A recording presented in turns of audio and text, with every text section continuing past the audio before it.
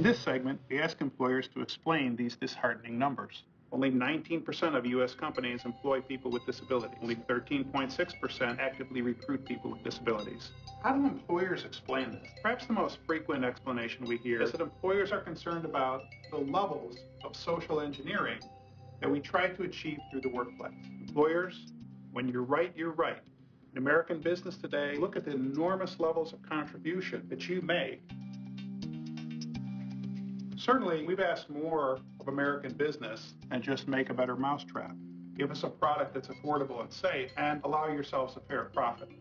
But it really doesn't help us understand or explain these disability and employment statistics. In fact, it makes them more conspicuous. However, fortunately, from the sources that we showed you earlier, we have other really specific information about what you as employers think and feel on this subject. And what we hear from you quite often, most often is, McMahon, we'd like to have more people with disabilities in our workforce, but the nature of the work we have is not conducive to the employment of people with disabilities. Or, I'm just not sold. I'm not sold on the productivity, performance, or bottom line benefits of hiring Americans with disabilities. Employers, when you're right, you are right. Disability may indeed affect ability. After all, we have 14.5 million Americans receiving Social Security disability benefits today. The cost of those is $146 billion a year, plus another $100 billion a year for Medicare. Add to that 3 million veterans receiving $30 billion a year in indemnity payments, plus health care associated with their service-connected disability. That's a lot of money. These kinds of financial disincentives to work explain certain things. They explain the low labor market activity rate of 25% for Americans with disabilities, compared to 81% for non-disabled people. And they explain the fact that 40% of people with disabilities are living below the poverty threshold. Furthermore, if you were to go on Social Security disability income tomorrow, for example, probabilities that you would ever return to competitive employment are less than 1 in 200, less than 1/2 of 1%. So when you're talking about disability affects ability, you're right. But these people have already been bought out of the workforce, and they're not coming back. And they're not really the kinds of people with disabilities that we're talking about in this film. In this film, our concern is more with people with disabilities who do have residual assets and capabilities, despite the fact that they have a disability either pre-career or mid-career. Let me use myself for an example. Here I'll draw a circle. We'll call it McMahon. And in here, we'll put all of my knowledge, skills, and abilities that might be of benefit to you as an employer. We'll draw another circle, and we'll call this the world of work. And in the world of work, we have 19,000 distinct occupations in the United States. Now, as you can see, right in here is where I make my living, where my KSAs intersect with the requirements of those jobs. Now we're going to add to this the advent of a disability. And you can see that the disability has an impact. There's a large number of jobs now that cannot be done by a person with this disability. And over here, in terms of my KSAs, there are things that I can no longer do in the world of work. But if you look here, you'll see there's still a large number of occupations that my KSAs permit me to do. And I think we'd agree that that piece of the pie would expand and this piece of the pie would get smaller if we did things with me and for me, like reasonable accommodation, analyzing my transferable skills, or applying some good assistive technology.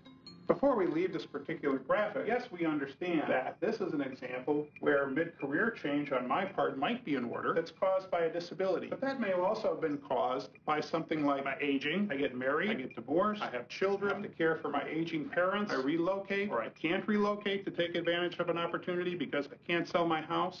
And you're quite good at accommodating all those life circumstances. Why should it be any different for disability? What are some other facts of interest about this word qualified or this word productive? This time we're going to use a brief table where we're going to talk about the level of education of non-disabled Americans versus disabled Americans of working age. If we look at people with less than high school, the representation of non-disabled Americans in the workforce is only 7%. But for people with disabilities, it is 28%, 4 times as large. If we look at people with high school only or some college, we find that the numbers are roughly equivalent, 35 and 28, 28 and 31. But if we look at people who have a bachelor's degree or higher, we find that there's an enormous disparity. People without disabilities have a representation in the workforce of 30% of college degree people. People with disabilities, only 13%. So if by qualified, you mean level of formal education, you're definitely right. Disability does impact on ability, particularly in the completion of high school and four-year degree programs. But what about when the two groups are equally educated? Are there differences in their productivity and performance? If you adjust for education, the answer is no. By this I mean that employers like yourselves who hire workers with disabilities tell us 72% are average or above in terms of their performance evaluation. When we assess workers with disabilities directly, the number is even higher, of about 91%. But I know your interest is more in what are called the soft skills of human resources. There are literally hundreds of studies on these various dimensions, and I can tell you that when it comes to things like getting along with coworkers, the trainability of the worker, the task flexibility of the worker, the motivation of the worker, or the job satisfaction of the worker, there is no credible evidence that people with disabilities lag behind non-disabled people on these dimensions. Matter of fact, when it comes to a couple of other dimensions, like job tenure or attendance on the job, there's actually a small advantage to workers with disabilities. But the results of these studies at the same time trouble me because there are some glaring characteristics about the studies themselves. Number one, almost all of the protestation and negative concerns about workers with disabilities come to us from those 81% of the employers who have little or no experience in the employment of people with disabilities. Conversely, we find that studies that show almost any advantage that exists to the worker with disability have been conducted by people who are disability advocates, or the studies themselves are very limited or weak in terms of the methodology. So what is the bottom line with respect to productivity? Small number of really great workers, smaller number of very weak workers, the vast majority of them just okay. That's what you can take away from all these studies of all these researchers, that in all these productivity indices, adjusted for education at least, people with disabilities compare quite favorably to people without disabilities. Now I understand also that pretty good in this economy may just not be good enough. Fortunately, the ADA protects you in that sense. And it says to all American businesses, where you set the bar in terms of a productivity standard for your workers is entirely your business. But wherever you set it must be evenly applied. There are other kind of secret things that employers will tell us in these environments of anonymity and trust. And one of these goes something like this. McMahon, we'd love to have more people with disabilities working here. However, we think it'd be upsetting to the other workers. But is there really any evidence of this? Your workers are all Americans. And with 1 in 6 Americans being disabled, isn't it true that they're likely to have a family member who also has a disability?